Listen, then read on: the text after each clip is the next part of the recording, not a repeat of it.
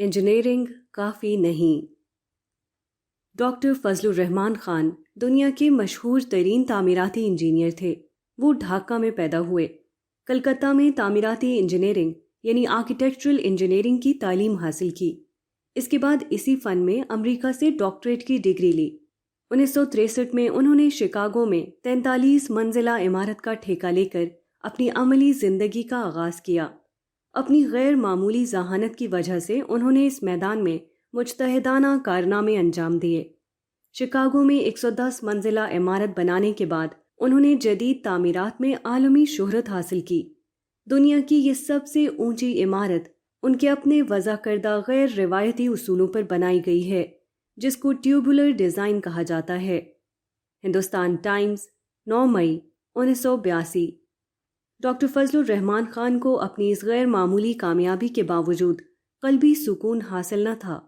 Mister KM. इमलादी 1976 में फजलुर रहमान खान के Chicago के दफ्तर में गए। मिस्टर इमलादी ने उन्हें उनकी कामयाबियों पर मुबारकबाद दी, मगर डॉक्टर फजलुर रहमान ने इनको सादा चेहरे के साथ सुना। उन्होंने गुफ्तगू के दौरान मिस्टर इमलादी से कहा कि ज़िंदगी इंजीनियरिंग से ज़्यादा है। Life is more than engineering. 27 मार्च 1982 को डॉक्टर फजलुर रहमान खान का अचानक उस वक्त इंतकाल हो गया जबकि उनकी उम्र सिर्फ 52 साल थी।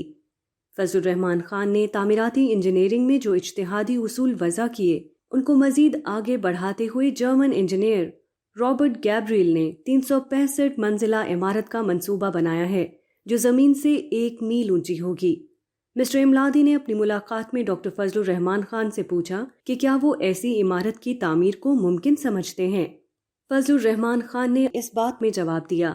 इस वाक़े का जिक्र करते हुए मिस्टर इमलादी अपने मजमून को इस जुमले पर ख़त्म करते हैं कि आइंदा यूरोप और अमरीका में ऐसी ऊंची इमारतें खड़ी हो चुकी होंगी, मगर अफसोस कि वही आदमी इनको देखने के लिए मौजूद न होगा जिसने ऐसी इमारतों की तामीर को इब्तिदाई तौर पर मुमकिन बनाया था।